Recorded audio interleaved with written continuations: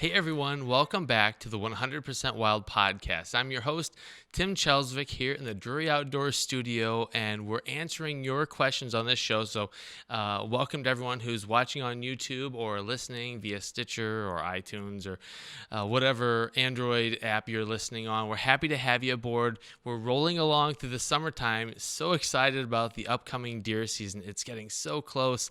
And I know if you're anything like me, you've got a list of things to do that you have not done yet, like hang some more trail cams or hang some more tree stands. All my stuff is kind of sitting out there as it was last season. So, but I kind of have this weird thing in that I like the rush of waiting to the last minute, and I'm not proud of that. I'm not advocating that, but the weird part of me likes it because it just means that deer hunting season is getting that much closer, and I got to rush to get it done. So hopefully you've got some stuff taken care of. I've been out shooting my bow a little bit more in the backyard, getting dialed in, so that feels like a lot of fun. But there's nothing like dialing in on the first deer of the year. It's always such a strange scenario shooting a 3D, because I typically shoot a 3D target out in the backyard. But then when that first deer walks by and you come to full draw and you settle a pin on there, just something about that feels magical. So I'm counting the days down. Well, like I said, we're answering your questions on the show as we always do. And if you would like to submit a question for the show, just go to dryoutdoors.com/podcast, and you'll find the 100% Wild podcast page where you can go through all the back episodes, and you can listen to those shows. You can subscribe on whatever platform you choose to, but you can also submit your own question there.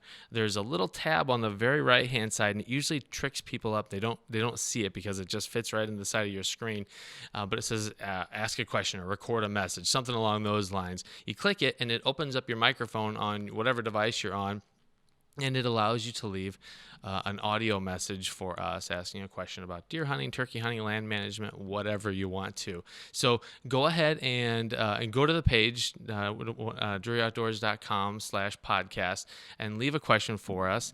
Today, we have a question that's coming to us here locally here in the St. Louis area. But before we get to the question, I want to introduce our guest. We have Dan Schmidt from Deer and Deer Hunting magazine. Welcome aboard, Dan. Thanks, Tim. Thanks for having me. I've been watching your show for quite a while here. The whole team at Drury Outdoors, you guys do a fabulous job, and thanks for having me on this morning. Well, we're really glad to have you because you have some serious deer hunting creds. Why don't you, if people aren't familiar with your name, haven't read your work, haven't seen you on television, why don't you tell them a little bit about what you've done in the deer hunting world? Oh, gee, thanks, Tim. Well, I've been here at Deer and Deer Hunting this puts my age right there, almost a quarter of a century. Wow. 24 years. Basically, if you're not familiar with Deer and Deer Hunting, it was America's first whitetail-specific publication. Came out in 1977 as a product of the Stump Sitters Whitetail Study Group. And Deer and Deer Hunting's MO from the beginning was practical and comprehensive information about deer for deer hunters. And basically, we cover everything on whitetail: biology, physiology, research, and hunting tactics. That has evolved over the years. We now have a television show entering its 14th year on TV. It's on Pursuit Channel. It's the anchor show for Saturday Night Deer Camp, only on Pursuit, 9 o'clock Central on Saturdays. Check it out. It's 2-hour block programming, 3 TV shows: Deer and Deer Hunting, Destination Whitetail, Land of Whitetail, and Gamekeepers TV show. Our website, deeranddeerhunting.com, and you can find us on Facebook, Twitter, Instagram. We're all out there. But my experience, I guess, is through the years. I've written a book. It's called Whitetail Wisdom, and that's kind of a misnomer. It's not necessarily my whitetail wisdom.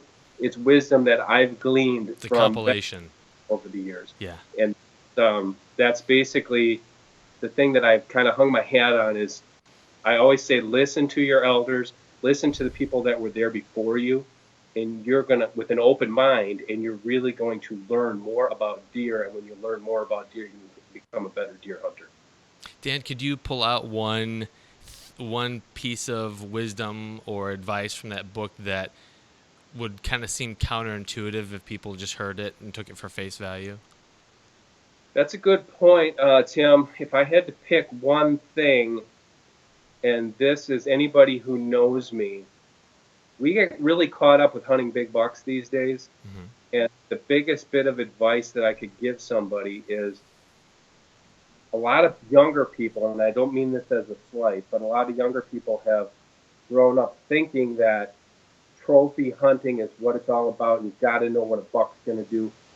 What I say is the more you know about deer, so the more you know about does and fawns, Hmm. how they live on the landscape, how they should be populated on the landscape, the more you learn about the flora, the more you're going to be better educated on the fauna, which means the more you know what specific browse species that you have on your property, invasive species you have on your property, how many deer should be on your property, you're going to become a better deer hunter. It's Sure. kind of like I tell this at school talks that I have with grade school kids and high school kids.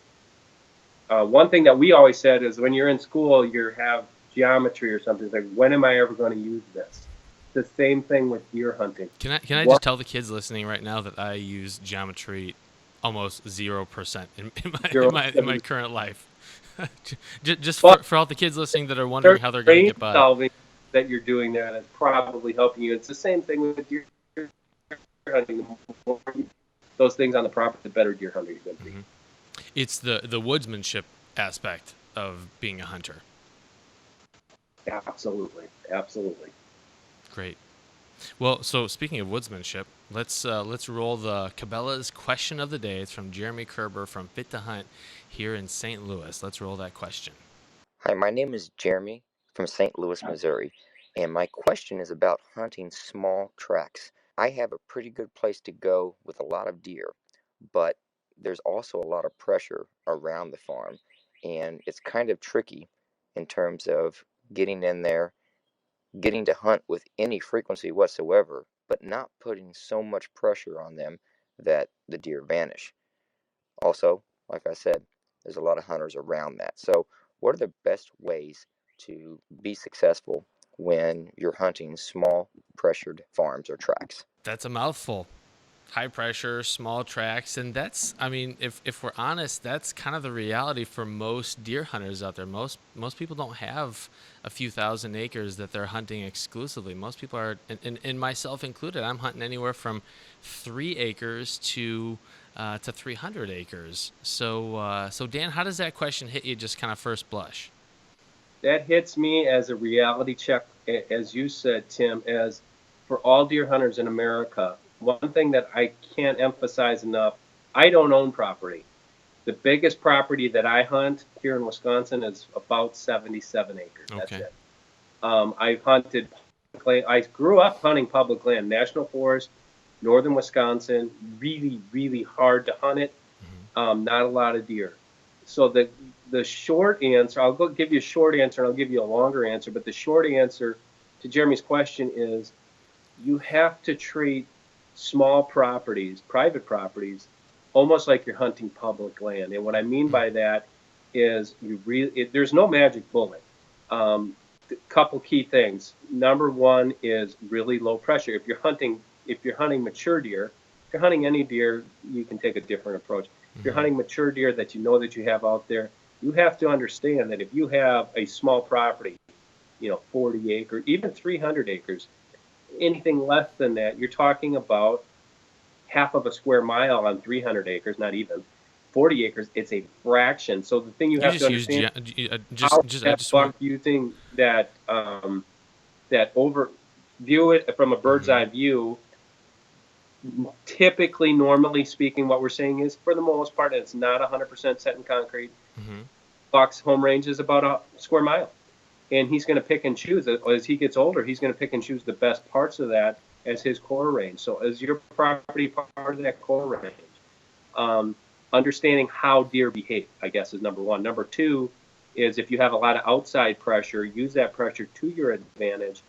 And one thing that I always did on public land is I basically went in there thinking, all right, I'm behind the eight ball. I'm not going to be able to hunt it whenever I want to. Hmm. Just because I have Saturday and Sunday off doesn't mean I can hunt Saturday and Sunday. I might have to take some of my PTO time to hunt a Wednesday or a It takes a Thursday. lot of discipline to do that too. Absolutely. Absolutely. That's a really good point. Discipline is probably number one. Hmm. knowing how deer behave is number one. Discipline on your part is number two, and how you approach that property, almost walking on eggshells as far as entry and exit routes to your tree stand. Just because it's 5 o'clock and you got to get home for whatever appointment or reason doesn't mean you take the fastest way out of there. Yeah. You might, jump in a creek and wait it out, or walk all the way around the property, or come out 2 hours. I've done that many times. Come out 2 hours after dark, have somebody come pick you up, to try to keep the pressure on those deer down. It's a great question. Probably it ends up being sure, yeah, and it ends up being kind of inconvenient, and I need to reference the fact that I just talked about not using geometry in my life, and then you just converted acreage into square miles. So maybe geometry is a little more handy than I get. I'm going to ask questions about Right. as deep as that. Right. You know, one of the acres, or one of the acreages that I hunt is it's a 9-acre parcel. And my buddy and I were hunting it, so we had 2 people hunting it, and we killed a lot of good deer off of it. And he put a hit on a really big buck that we just it trailed off into some private property. We were never able to secure permission to go continue trailing it, which was just a shame.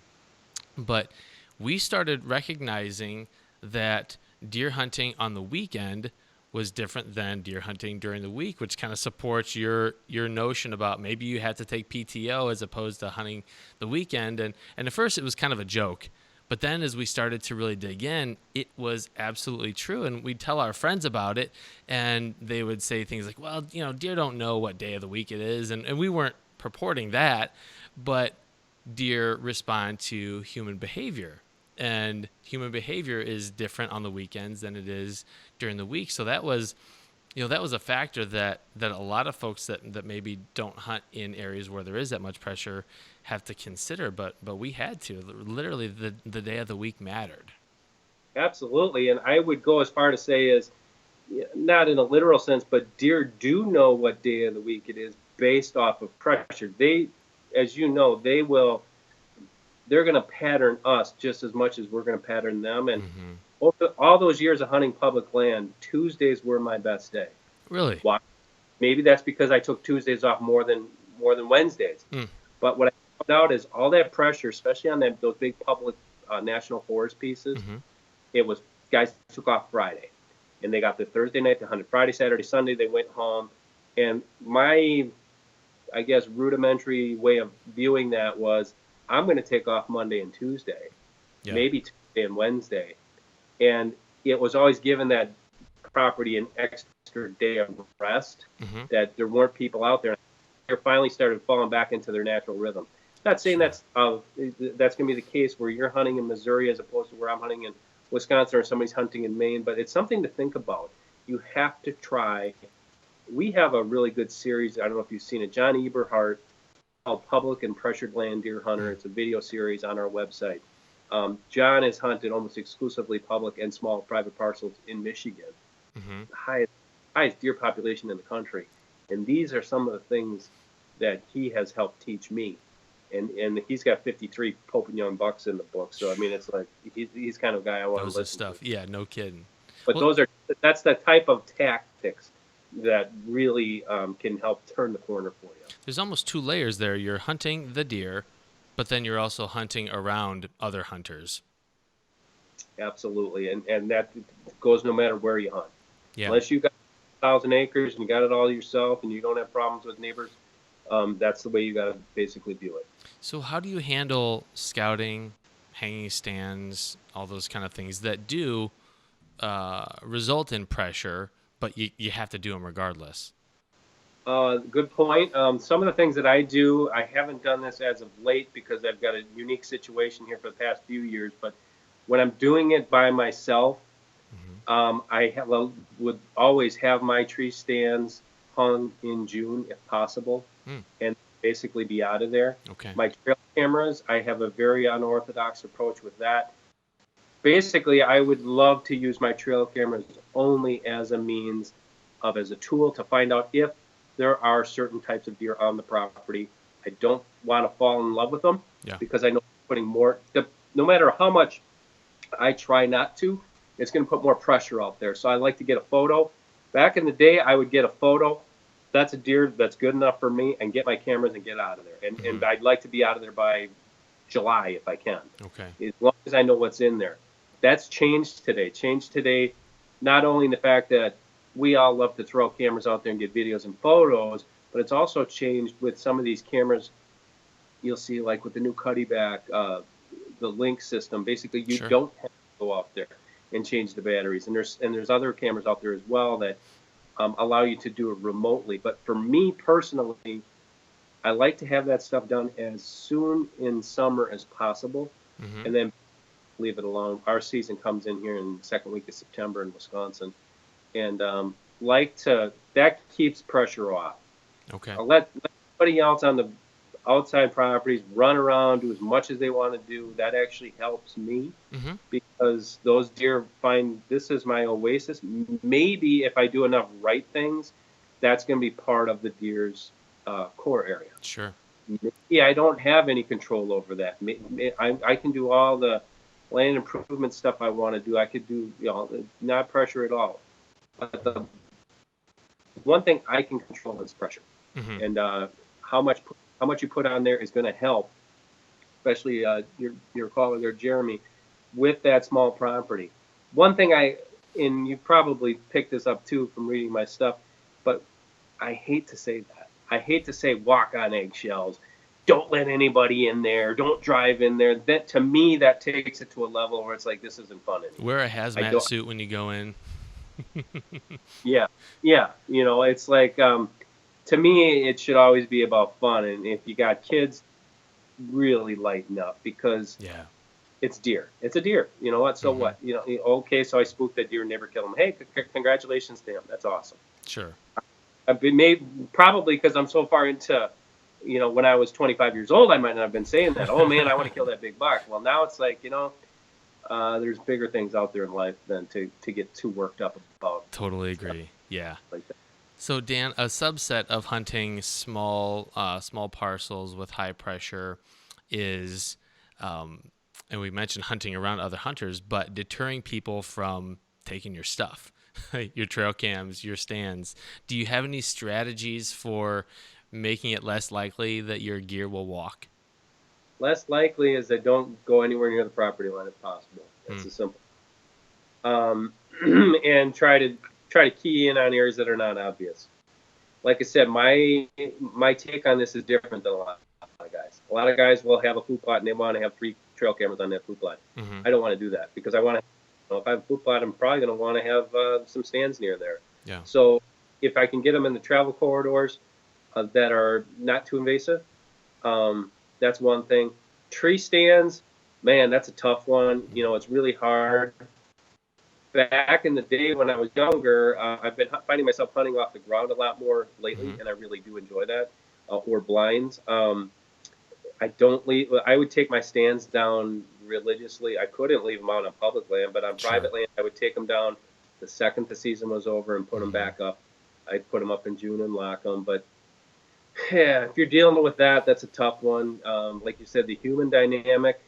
It really depends upon where you're at. If you don't have good relations with your neighbors, that's something that hopefully you can work on to make it better. But if you can't, then it's something you're going to have to strategize around to try to have people. I mean, and stealing stands, stealing trail cameras, things like that. Then it's getting to be a point where it's like, I don't know. We got to figure something else out. Yeah. Yeah. You bring up a great point around neighbors, because it's you really have to think. You can't think about the area that you're hunting as a 10, 50, 60 acre parcel. You have to consider the entire picture, because that's really what the deer are doing also. They don't care where your property line is. They don't know that. There's one property that's a great example of this, that the neighbor to the west hates hunting. Total animal lover, hates hunting, doesn't even like the fact that I squirrel hunt that property. The neighbor to the east wants to have a garden and wants to have landscaping in her yard and shrubs and things like that. She wants the deer gone. And so I know that I've got kind of 2 blocks. While I'm not hunting her property, I know that if a deer goes over there, that I can go retrieve it. On the other guy's property, not so much. So even that influences where I hang my stands. And I've passed on deer that are kind of heading to the guy to the west property because I don't even want to mess with the drama of having to go over and try to get access. But talk a little bit about the conversations you've had, or how you kind of put together coalitions of neighbors, if you do, or adjacent property owners, so that you're on the same page and can avoid some of that. That's a good point, Tim. Basically, that just boils down to, okay, like I said, I'm going to show my age here. When I grew up, you knew all your neighbors and you got along with all of them. Mm-hmm. And that was regardless of, there's some neighbors that just were not real easy to get along with. But you know what? You still brought them something on Christmas. You still stop by to say hi. Sure. You might have been an uncomfortable situation, but you weren't talking about deer. You're just talking about life in general. And as far as dealing with neighbors, that's something you gotta really. The biggest thing I see with deer hunters today is they're spending gobs of money on either buying land or leasing land. Mm-hmm. And then when you do that, when you start throwing dollars around, you start becoming possessive of it. Yeah. And when you become possessive of it, you start slapping up no trespassing signs, you start slapping up QDM signs, you start getting all bent out of shape because some guy's cutting firewood when you're trying to go deer hunting.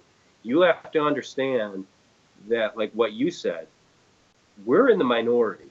There are a lot of people out there who are buying rural country land who do not care about hunting. Yeah. They might not care one way or the other, but they have other interests. They might be growing grapes for a vineyard. They might be. I have a neighbor that does that. They bought 25 acres and they just have it filled with grapevine. Okay. Other people who want to, and it's like we get caught up thinking like we're the only ones out there. Yeah. So what? It's my advice. It's not real earth-shattering. Is that you really got to rein yourself back, become a better. I'm not preaching here, but become a better human in the fact that you genuinely care about them. You're not being nice to them because maybe they're going to let you blood trail a deer on the property. You don't be nice to them because maybe they're going to not get their nose out of shape if you put us right on the property line.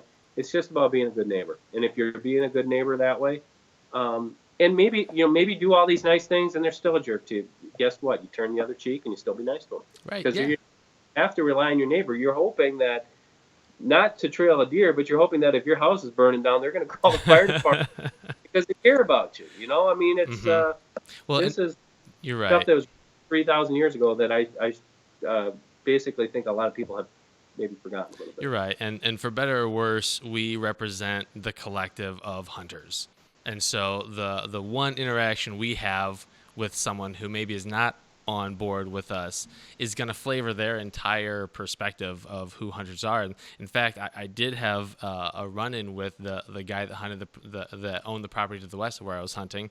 I was back there squirrel hunting with my daughter. I had my 17H MR with me, and he started hollering, "Hey, we got horses back here." And, of course, I was taking safe shots and everything, but he heard the crack of the rifle and didn't like it. And so I intentionally laid my rifle by a tree, opened up the bolt, and then went over and talked to him because I felt like going over to talk to him with my rifle in my hands was not a good idea, just because I didn't want there to be any kind of power differential or for him to feel threatened, because I want him to have a favorable view of hunters, and I want him to understand that 99% of hunters are reasonable individuals. And I've dealt with people just like that. No matter what you do, no matter how nice you are, no matter how many times you take the high road, you're going to be viewed, justifiable or not, you're going to be viewed as that skanky hunter because you're killing stuff. Never heard that term before. You're your daughter how to squirrel hunt, which I think is awesome because we don't see that anymore. Yeah, what happened to squirrel hunting? What happened to rabbit hunting? No kidding. That's how we grew up, and I think that is awesome that you can number one, you can still do it, and not what I mean is that somebody's like, "Oh my God, you're going to scare all the deer away," or you're messing up our bedding areas or things like that. There's a time and place for all that stuff. Yeah. But I guess the point is the way you approached it, putting down your gun, walking over there, even if it's taking that next step and following up and saying, hey, you know what, we're gonna walk over there, we're gonna talk to this guy, and just have a conversation, saying, listen, we're hunters, we like to hunt. We're gonna be respectful of your property Yeah. lines. We're gonna be respectful of where we're shooting and that kind of thing. That stuff needs to be done before the season. Mm-hmm. The best relationships that I've seen are where it's almost you don't even have to say anything because they know. I have a Yeah. situation like that here where we have a different property, but we have such good relations with our neighbors that they come to us with the benefit of the doubt first. That's And great. then we say, hey, listen, this is what happened, or this is what happened, or that's the kind of thing. It's like if you're hunting with your family, Mm-hmm. you know, you got to kind of treat them almost as an extension of your family. It's really hard these days Sure. because, everybody's not on the same page. The world seems a lot meaner than it used to be. It So really is, and if we wait for anyone else to be nicer, it's not going to happen. So it's incumbent upon us to make that happen. that's right. Mm-hmm. So one of the pieces you wrote, and you also referenced it in earlier on in our conversation, was waiting a couple hours until after shooting light to get out of your stand to avoid spooking deer. And I've been in situations where I know getting out is probably going to spook deer, but I also want to get home. But let's talk about ways of getting in and getting out of your smaller property that are going to be as low impact as possible, because that can make or break a hunt. That can make or break, and the more innovative that you become, the better it becomes. I've walked through hog lots to get to a back end of a property. You may get an Which award because I don't know anyone else that's done that. Yeah, I've done that. I've walked through horse pastures, although I'm not keen with horses because I'm just breaking out that they're going to attack me or something. But the best ways is if you do have like a little creeks are Mm-hmm. the best way for me. I can walk through a creek with my muck boots on, and I can get to a spot, jump a spot, and get in. Um, for me, it's normally going way out of the way, and then basically knowing, excuse me, where those bedding areas are, Mm-hmm. where the deer are going to be, and then trying to completely get around that, and then getting to that stand. Some of on the public land, it's been written about and talked about to death. Is that that midday hours from 10 to 2 are the best? Not necessarily the best. They can be the case in some remote areas. One thing that I've found, and I've written about this many times, is on really pressured land. Mm-hmm. Okay, we always talk about staying in after uh, sunset. Before sunset, John Eberhard actually taught me this trick, and Gary Clancy, the late Gary Clancy, one of the best outdoor writers there was. 90 minutes before first light, I want to be in that stand on really highly pressured land, especially when you're talking about when the deer have been, it's opening weekend or gun season.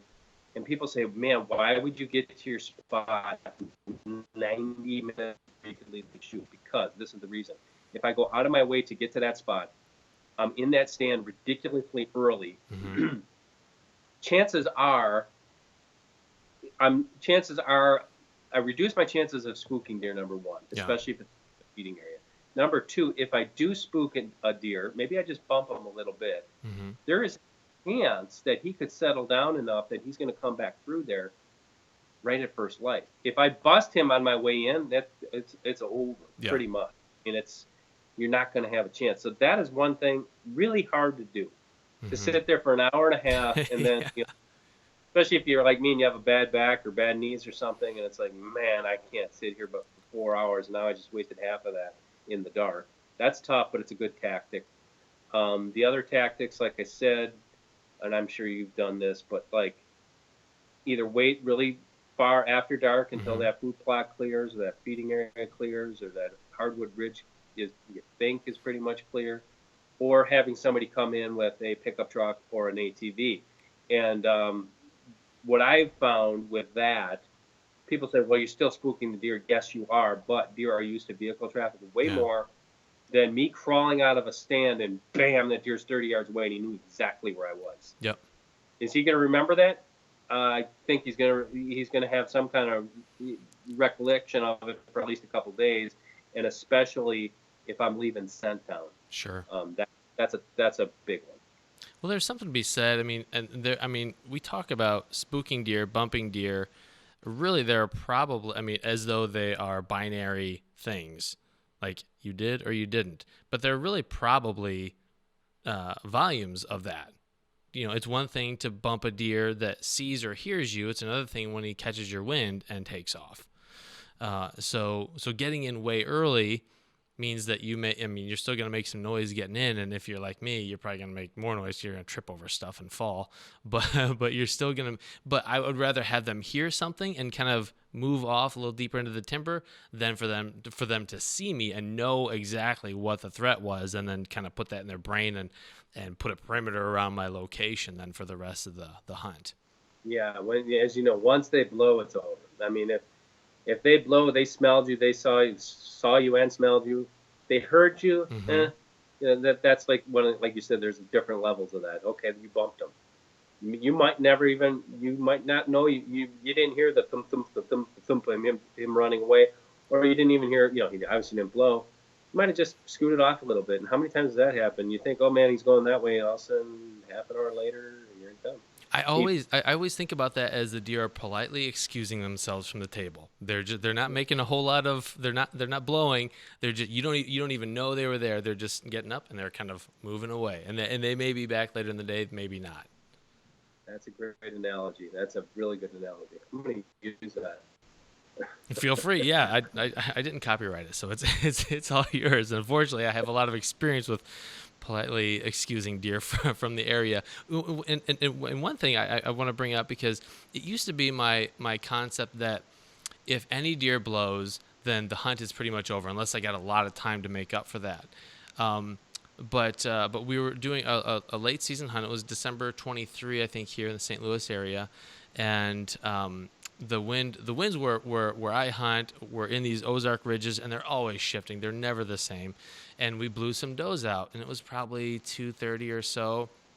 But around 5 o'clock, the deer start pouring back in. We actually killed a really nice buck that evening, and to me, it kind of drove home the point that, in my experience, that deer that blew is probably not going to come back. But other deer that maybe didn't hear that are off in the distance, the game is still on for them. So getting out of your stand may not be the best thing if you happen to hear deer blowing. What do you think? Great point, Tim. That is another thing, is we get caught up a lot of times with absolutes, and there's nothing ever absolute with deer hunting. I've had that happen many times. If a deer, let's face it, deer blow all the time. They're wild animals. They're blowing it. They can blow. They blow at coyotes. They blow at anything. Is that just because that deer blew? Does that other deer that's 300 yards away know that there's a human there? No. I mean, if there's another deer right next to it, well, okay, those deer ran away. But like you said, there's other deer. They could have had their head down eating acorns. Yeah. The ridge over the top. Just because I see that a lot. I see that a lot, especially with videos and TV shows. The guy says, "Oh man, he blows this. That's it. Let's get out of here." You don't know. You don't know what's over that ridge. Right. You don't know what's down in that creek. There's so many things going on. And just because one deer blows, it might be game over for that particular deer, but it's not game over all the time. One thing Richard Schmidt taught all of us through his writings, great outdoor writer and great hunter from Michigan, is he wrote an article once for us called "Never Say Die." And what he meant by that is, he said, you stick it out. If you're going hunting, stick it out to the bitter end.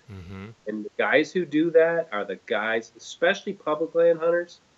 Public land hunters, they stick it out. They have a short memory. I don't know if you're a baseball fan, but they always say you got to have a short memory, especially if you're a football fan. If you're a cornerback, the first thing they teach you is you have to have a short memory. You might have been burned for a touchdown on that play before, but you get back in there. Deer hunting is very similar. You have to have a short memory. You got to be smart about it, but at the same time, there's certain things like, you know what, I'm gonna stay put. I'm gonna ride it. I might have blew it with that opportunity, but there might be another one running. It's a really good point. And there's no harder time. A lot of times, I'm sorry. Go ahead. We get caught. absolutes. Yeah, and there's no harder time to stick it out than late season. When your stomach is growling, your toes have gone numb, and the sun has gone down. Just the last little bit of shooting light is left, and you want to get back to the truck with a little bit of light left, so you're not stumbling around. But ultimately, that's when, in my experience, I've killed the most deer, seen the most deer at that very last sliver of light at the end of day, and that's what keeps me coming back. Yeah, you're right. It's never saying die. It's being an eternal optimist that you're out here anyways. You might as well stick it out because you can't kill them walking back to the truck. That's right. That's right. Well, Sometimes you can kill them walking back to the truck, but you can't kill them when you're back in the truck. right. Yeah. So I mean, and that brings up a great point. There are times where I will get down out of the stand and knock an arrow and have my release ready to go as I walk back, because you could encounter something on the way to the truck. Well, Dan, are there any other kind of small tract, high pressure hunting tips or advice that you'd want to share with folks? Boy, there's a lot, but basically, it's about being smart, being confident. Don't get depressed, because and like I said, always understand that this is not what you watch on TV. And what you watch on TV. Trust me, I'm sitting here in an office where we edit the shows to make them look like it's all easy. It's not. Yes. Even on properties that it should be easy, it's not. Yeah. It's about the word you used in the beginning of this program, and it's about woodsmanship. Master your woodsmanship.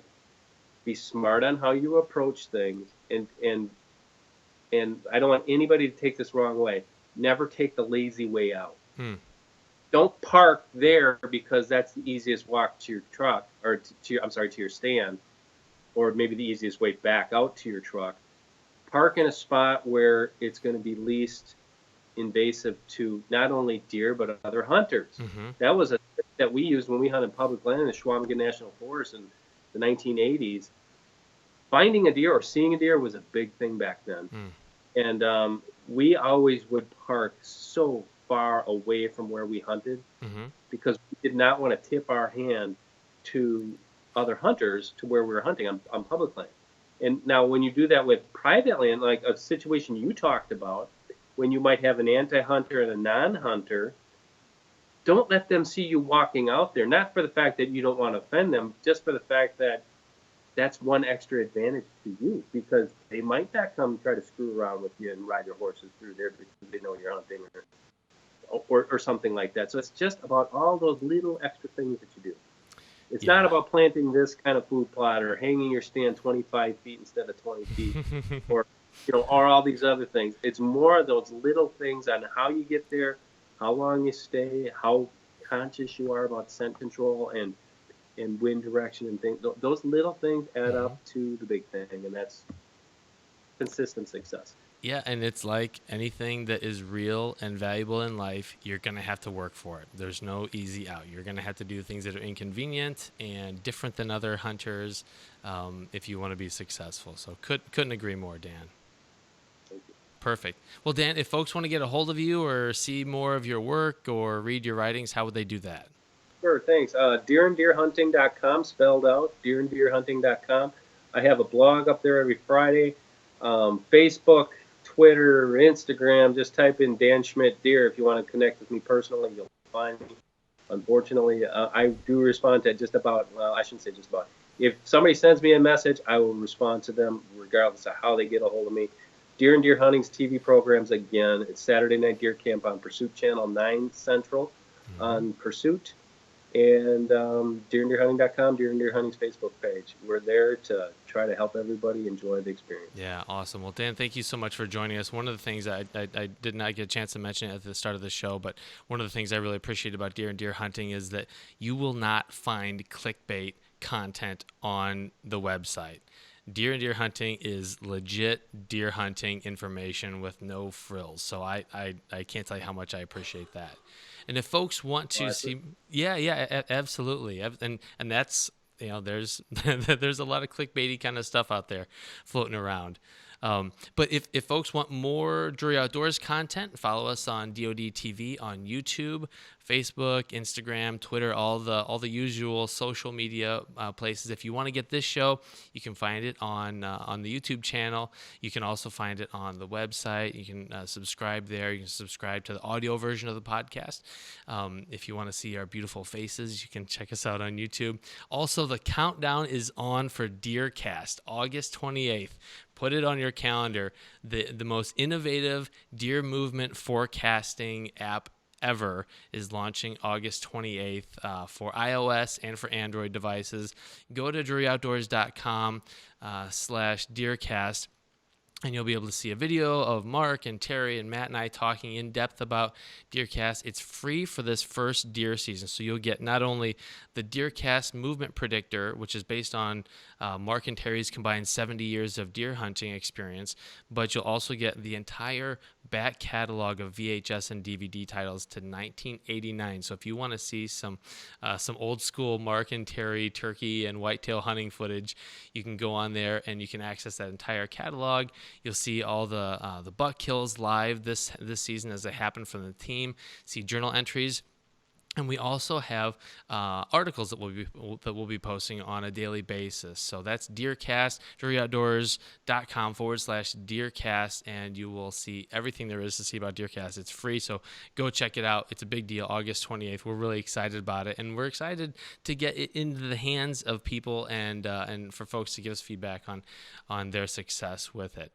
Well, thank you for joining us today on another episode of the 100% Wild Podcast. We appreciate you listening, and if you want to join the show and submit a question, DeerOutdoors.com/podcast and leave a message for us, and we will try to answer that on air. Well, everyone, for Drury Outdoors, this is Tim Chelsvik saying thanks for watching.